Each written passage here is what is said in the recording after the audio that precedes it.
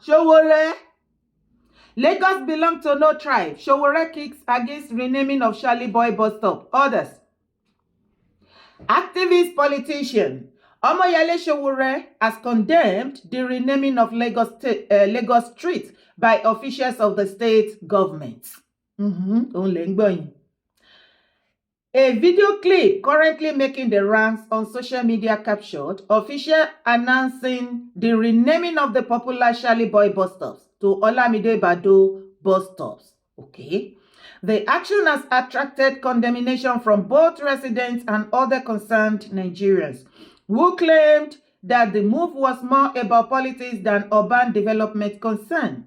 Reacting, Sowore, in a statement on Saturday, said the development appears to be part of a xenophobic and divisive agenda orchestrated to target specific ethnic groups and punish political opponents of the ruling APC regime in Lagos. According to him, the manner in which the renaming are being carried out leaves no doubt that this is not merely a matter of urban planning, but a calculated political vendetta. Sowore insisted that the state doesn't belong to a specific tribe, calling for the immediate reversal of the action. These actions must be reversed. The public must resist this creepy authoritarianism marked as civic order. We will not watch in silence as Lagos is weaponized for tribal, political, or ideological cleansing, he added. Lọ́rọ̀ kan ṣá, Sowore, brother wa, Nondo, àwọn tí la jẹ, ayé máa fúge o. Ó ní Sowore ní ẹ̀yin Lagos State Government, ò ní right láti máa rename orúkọ àwọn àlejò ní Lagos State. Kẹ́ máa rename pẹ̀lú orúkọ àwọn ọmọ ìbílẹ̀ gangan. Wọ́n ní ní right o, kó má dàbí ẹni wípé mo rojọ́ jù. Ẹ jẹ́ ká gbọ́ fídíò yìí ná. Ẹ jẹ́ gbọ́ nǹkan tí Charly Boy fúnra lára ẹ̀ tó fẹnu ara ẹ̀ sọ concerning ipe wọ́n ń change orúkọ òun sí bus stop Charly Boy bus stop sí Olamide Bado. Ẹ jẹ́ àjọ wo fídíò. The bus stop, my bus stop was renamed. It's really neither here or there. Whatever we can do to help Nigeria and Nigerians, this is what it's all about. I just believe that was a little bit silly, a little bit petty, because if it's about talking about what one has done for that community, I mean, go and verify. You can't touch my records. We're gonna talk about the fact that my bus stop was renamed.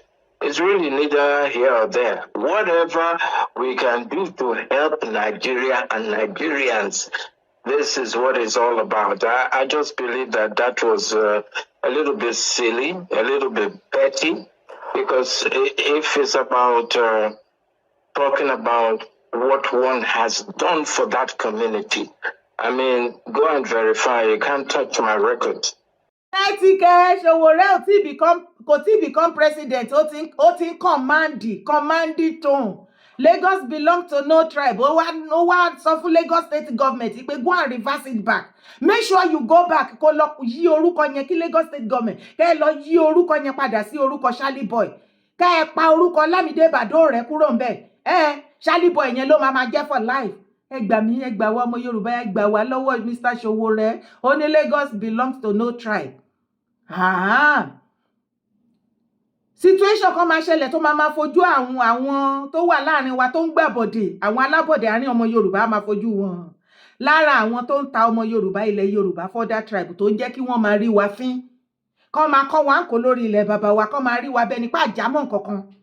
Òun ni Mr. Sowore, just because you like the South Eastern people, ẹ fẹ́ra yín, ẹ ń bára yín ṣe, ẹ ń ṣe business, ẹ jọ wà ní group, ẹ jọ ń sọ̀rọ̀, customer dáadáa ni wọ́n àbí.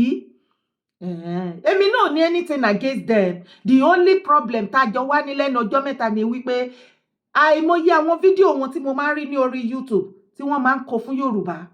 Àwọn gbogbo leaders Yorùbá kò sí èpè àti èébú tí wọn kì í kó fún wọn. Lórí kíni, lórí ilẹ̀ bàbá wa. Yorùbá bigotry, Yorùbá ronúkú kò sórúkọ tí wọ́n ní pé Yorùbá tán. Ṣé ẹ wá rí bigotry tẹ́ wá pé wá yẹn? Ṣebí the Igbo people dey call Yorùbá bigotry. Na the time wey we wan show una wetin bigotry means. Na im be this. Make una no begin dey hala o. Make una take am easy o, because you just dey start. Una think say na only Lagos State? No, the whole Yoruba land, you know, we dey change every other tribe name wey dey Yoruba land. We no want am again. Yoruba land belongs to Yoruba people. After all, una call us say we be bigotry, Yoruba bigotry. We be ronuku àti ṣetán tá ti ń ronú báyìí. Àpò ìrònú wa tó ti bódò lọ ti padà àti rí e, àti ń rò, a fẹ́ set record yẹn straight. Ẹ má tí ì sunkún jù.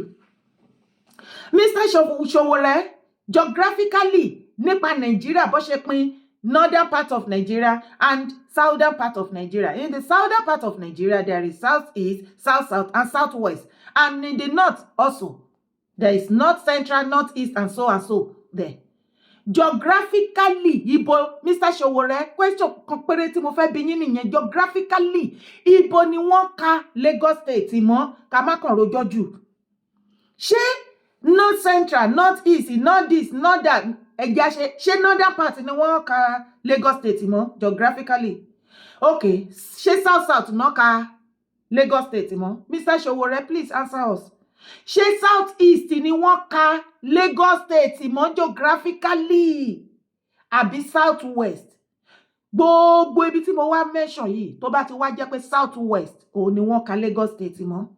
Mr. Sowore, ẹ disappoint ara yín. Lọ́dọ̀ tèmi, ẹ disappoint mi. Ẹ kàn jẹ́ ká mọ orí èèyàn tẹ́ jẹ́ àti ibi tẹ́ belong sí ni. Ṣé rí àsìkò tá a wà yìí, ọ̀fọ̀ ti tọ̀ sí gbẹ̀gìrì, kẹ́lẹ́kọ̀ọ́ kẹ́kọ̀ọ́ ẹ̀ ńlẹ̀. Kò sí ojúsàájú kankan. Ìwà tí àwọn ọmọ Yíbò ń wù, tí èèyàn ọmọ àlè Yorùbá kan, Mr. Sowore, mi ò pè yín ní Yorùbá o. Èmi ò pè yín lọ́mọ àlè o, sorry o. Mo kàn ń sọ ni o. Tí èèyàn ọmọ àlè kan ní àárín àwọn ọmọ Yorùbá tẹ́ bá believe wípé nìkan ló máa jọ yín lójú láti máa ba nǹkan ilẹ̀ Yorùbá jẹ́ torí pé fẹ́ máa gùdù lọ́wọ́ àwọn other tribe tí wọ́n lẹ́kọ̀ọ́. Àwa original ọmọkọ ilẹ̀ Yorùbá àjẹkẹ́ dára yín mọ̀ wípé ọ̀tọ̀ láyé yín láàrin wa. Ó dẹ̀ pé kò tí ì yé yín. Àní bí ọmọ ìyá méjì bó bá ti fo oògùn gbọ́mọ ìyá àbí kò fi gbá ọmọ ìyá ẹ̀ wò. Ọmọ bàbá ò ní rí ẹ kó sáwọ́ gbogbo ilé tó fògùn gbọ́mọ ìyá ẹ̀ tó bá mú òun á pa òun dànù. Ibi tọ́rọ̀ yẹn ń lọ nìyẹn. Ibi tí ọ̀rọ̀ ilẹ̀ Yorùbá lọ nìyẹn. Àìwá mọ̀ pé ìyẹn alábọ̀dé ọmọ Yorùbá kan tẹ́ pọ̀ ṣálálú. Look at you, Mr. Sowore. We are highly disappointed in you. Lagos belongs to no tribe. For real? Don't worry. Mr. Sowore, kí tó kúrò lórí topic yín jàre. Ìjẹ́ gbọ́ situation tó ń ṣẹlẹ̀ ní Ghana. Mr. Sowore, ṣé gbọ́ situation tó ń ṣẹlẹ̀ ní Ghana. Àwọn Ghana máa ti lé Nàìjíríà. Ilé ayé yìí ò lọ fàfàfà o. Ṣebí ní ìgbà tó yí ti Ghana tó bá wọn. Òun làwa Yorùbá Nigerians nígbà yẹn la sọ pé Ghana must go. Ghana must go. Nísìnyí ó ti yí o, ìlú ti yí orí ti ṣe ìtiwá ti bá wa Nàìjíríà sí àwọn náà ti ní Nigeria must go. Ó kò dàbí ẹni pé kò dùn bí ti Ghana must go yẹn. But kò matter. Kí ló ṣẹlẹ̀? Àwọn Ghanaian jẹ́ kó yé gbogbo wa wípé ó ti pẹ́tipẹ́ tí àwọn Haúsá ti ń bá wọn gbé ní Ghana wọn ní wọn lára. As a matter of fact, Yorùbá ẹ̀yà Yorùbá wọ́n ti tẹ̀dó sí ìlú Ghana lọ́dún tó ti pẹ́ tí wọ́n migrate lọ́bẹ̀. Ashanti Yorùbá lónìí. Torí ẹ̀ ká sọ wípé àwa la ní Ghana. Àwọn ọmọ Yíbò débẹ̀ mélòó ni population Ghana? Ẹ fẹ́ dá Ndigbo village sílẹ̀, ẹ fẹ́ rí ẹ̀yà Ghana ń bẹ̀, ẹ fẹ́ kí ẹni Ghanaian àkọ́kọ́ kó wá ra lẹ̀ ń bẹ̀, ẹ fẹ́ kó jẹ́ kó gbogbo nǹkan ti yín. Mélòó ni population Ghana ẹ ti gbàlú lọ́wọ́ wọn. And this is how they are. Every country, mi ò mọ̀ bóyá ẹ rí fídíò kan tó ń jà rìnrìn lẹ́nu ọjọ́ mẹ́ta yìí tí bọ̀bọ́ yẹn ọmọ Yíbò náà ni wọ́n láwọn fẹ́ lọ Pakistan. Wọ́n ti book hotel, wọ́n ní visa wọn wà valid, everything ló wà okay, ṣùgbọ́n wọ́n deny wọn náà ní jẹ́ kó wọlé. Kí ló dé? Ọlọ́mọ Yíbò ni wọ́n. Ibi tí ọ̀rọ̀ yẹn dé dúró ń ṣe nìyẹn. All over the world náà ti ń ṣèṣì gbogbo wọn. It is all over the world. The whole wide world are chasing Igbo because of their terrible attitude. Kò anybody tó lè condone wọn mọ́. Nobody can stand them and tolerate them anymore. Òun ni ẹ̀yin ṣẹ̀ṣẹ̀ wá múra kankan. Ọlọ́run ẹ jẹ́ ṣọ́ ara yín. Sowore, bóyá ẹ need holiday self, bóyá kẹ́ travel padà lọ sí America because ojú yín ti wá ó ti constant jù lọ online. Kò jẹ́ kí respect wà mọ́. Àwọn èèyàn ò fi bẹ́ẹ̀ gbádùn yín lọ títí. Bóyá kẹ́ jẹ́ kátẹ́gùn fẹ́ sí ọ̀rọ̀ yín díẹ̀. Kẹ́ tiẹ̀ jẹ́ kójú yín scarce a little bit. Bóyá command respect again because eléyìí tẹ́ ṣe bàbá ńlá rubbish ni ojú yín máa bó gan ni o.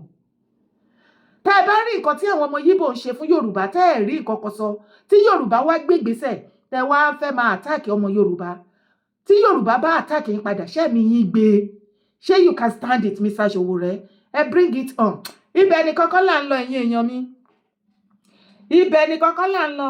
Wọ́n tún ti dé o, àwọn ará bí ni wọ́n ní Tinubu government developing southern Nigeria at expenses of north Kankaso. Can you imagine? So Tinubu náà gbogbo owó Nàìjíríà ó lọ fi build south. Ẹ bá wa bèrè ẹni kan wá tọ́ka sí one or two things tí Tinubu ti build sí south. Lẹ́nu ìgbà tó débẹ̀ ṣùgbọ́n before then come and watch this video. Yes. We'll continue to tell ourselves the bitter truth as Northerners.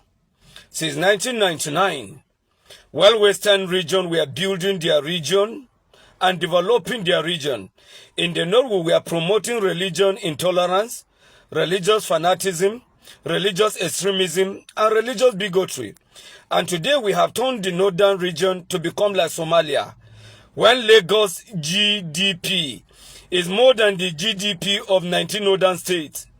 Look at today, the richest black man on earth, Aliko Dangote, all his investments are in the West in Lagos. Isia Karabi of Boa, his investments are in Lagos. Because in the West, they have built themselves, they have capacity, they have knowledge, they have tenacity to run bigger organizations. But in the North, we have actually raised terrorists, killing everybody in the North, and the North today has become like Somalia. And let me assure those, tax reform of Grandpa in the villa has come to stay. We cannot be expecting to be destroying our region and expect another region to be funding us through the kind of federal system, which is a scam. That money will come from another region to develop our region. That money will soon cease because the grandpa in the villa is actually out to restructure Nigeria and to bring about tax reform. Hey yo, ó ti let it kebo. Very very soon. Ẹ máa rí wípé àwọn northern youth wọ́n á dìde ti àwọn bad leaders wọn ní north ńbẹ̀. Senator Rabiu Musa Kankaso, the 2023 presidential candidate of the New Nigeria People's Party, NNPP, has accused President Bola Tinubu's administration of marginalizing northern Nigeria in the allocation of national resources. Can you beat that? But a situation where government is taking our resources and dumping them in one part of the country, while others are neglected. That is not right. This is the time for the government to demonstrate fairness and prove it governs entire country. Yesterday, I was to come by air. Unfortunately, my airline shifted our departure from 3 to 8 p.m. So I had to come by road. The journey from Abuja to Kaduna to Kano was terrible. The road is in a very bad condition, he said. We have seen instances where wealthy individuals raise huge sums to influence lawmakers, especially in the National Assembly. This has led to an imbalanced distribution of resources across the country, he said. We are aware the rich are again working to take from the poor. Regardless of party affiliation, lawmakers must remain firm and do the right thing. Ẹ jọ̀ọ́ nítorí Ọlọ́run ẹ̀yin èèyàn mi. Èyí tí Kankaso àti àwọn northerners tó wá sunkún ojúmọ́ kan ẹkún kan ni fún northern leaders and elders. Àwọn people yóò wà okay o. Ẹ ṣẹ̀ṣẹ̀ kúrò nínú ìjọba kò tí ì pé 3 years ẹkún yín ti pọ̀ tó báyìí. Tó já sí wípé northerners are not ready to share the power. Nigeria power, authority, everything with any other tribe. Wọ́n fẹ́ kó jẹ́ àwọn nìkan. Ìgbà tá dẹ̀ wá sọ fún yín wípé ká ẹ máa dá dúró, ẹ máa jẹ́ wọ́n Nigeria lọ. Ẹni rọ ẹ̀ ní jẹ́ káwọn ẹ̀yà tó kù lọ. Ṣé ẹ ti rí irú àwọn northern people rí? I don't understand the northern leaders and elders. We have been asking you guys for so long. What are you expecting from Nigerians? What do you want from us? Let us develop Nigeria. You refused. Okay, we are ready to be divided. Let us be separated. Let everybody go their separated way. so that they can be a development with other tribes. Northern leaders and elders said, no, you have to remain in one Nigeria. Okay, let us develop Nigeria. No. But they are coming out every now and then, complaining about the situation of Nigeria. What is the problem, actually? What are the Northerners up to? Okay, now you are complaining about the road between Kaduna, from Abuja to Kaduna to Kano. Okay, ibo ló fi gbà kan Tinubu ńbẹ̀. Tinubu ṣe débẹ̀ kò tí pé 3 years. Mi ò wá gbèjà Tinubu, but ẹ jẹ́ ká sòtítọ́ ọ̀rọ̀ fúnra wa. How come you did not complain about your brother Buhari was there for good 8 years? Kí ló dé tí ò ṣe ọ̀nà Abuja to Kaduna, Kaduna to Kano? Tó ṣe wá jẹ́ wípé Tinubu now is using the resources of Nigeria to build the southern part. Just the same way your brother Buhari, the late Buhari, the late Buhari jare, use Nigeria resources to build Niger. Ẹdíyẹ òsìtọ́ àbẹ́yẹ̀yàn ti gbàgbé ni. Ṣebí Buhari mú owó Nigeria ó fi lọ build Niger. Niger is another country. A neighboring country to Nigeria, belongs to the northerner. But your brother use all the money, resources tó yẹ kó fi build the whole Nigeria. Ó lọ fi build láti north dé Niger. Ó ń kówó wá lọ́bẹ̀. Ẹdíyẹ òtọ́. Ẹdíyẹ òtọ́ àbẹ́díyẹ tọ́. Mi ò rò pé lọ́mọ Yorùbá kankan tó yẹ kẹ́ sọ wípé Tinubu gbọ́n nínú ọ̀rọ̀ tí àwọn northerners sọ lórí fídíò yìí o. Èmi ò wá campaign fún Tinubu o, ṣùgbọ́n ẹ jẹ́ àsòtítọ́ ọ̀rọ̀ fúnra wa. Nǹkan tó bá mú Buhari, tó bá mú owó Nàìjíríà tó fi build láti north lọ sí Niger, railway o, road o, everything o, Niger, because they owned Niger. Then kí ló dé tí wọ́n wá sunkún wípé Tinubu fi owó Nigeria resources o, ó fi build the southern part. Ibi tó wá dùn èmi jù ńbẹ̀ ni wípé ààrẹ jẹ́ àròmìnira. Ṣebí gbogbo nǹkan tí Buhari build sí Niger ṣe bá rí. Wọ́n tún fi ìyà jẹ wá lórí pọ̀nmọ̀pọ̀n ètè. Wọ́n tún insult wá lórí nǹkan tí ò sí. Torí kò sí nǹkan kan tí Tinubu ṣe sí south. Ẹ jọ̀ọ́, mo nawọ́ sókè. Ẹ jọ̀ọ́, kí ni Tinubu ṣe sí south? Ẹ bá mi dárúkọ 1, 2, 3, 4, 5. At least ẹ mention kí lè learn from it. Màá lè máa lò in another video. Ṣùgbọ́n tí ò bá ti sí, bàbá Tinubu, wọ́n ní anti-north nìyí. Adẹ̀mọ̀ ipá tí Yorùbá nìyí. Ibo lẹ belong sí gan. Ìjọba èwo gan lẹ ṣe. Àwọn wo gan lẹ ṣèjọba fún. Torí kò yé wa. Àtakọ, àtabo, àtàgbà, àtọmọdé. Everybody, kò sí anybody tó enjoy yín. Ẹ jọ̀ọ́, àwọn wo lẹ ṣèjọba lé lórí. Because we don't understand you. The only thing tá kàn gbọ́ nínú ìjọba yín, èrè 2027 àsápajúdé ni. Ìbá jẹ́ wípé bàbá Tinubu àtàwọn boys ẹ̀ bẹ́ẹ̀ ṣe mú èrè 2027 tẹ́ ní 11 million àbí kí lẹ́rí how many million of vote lẹ́lẹ́ need across Nigeria coming 2027.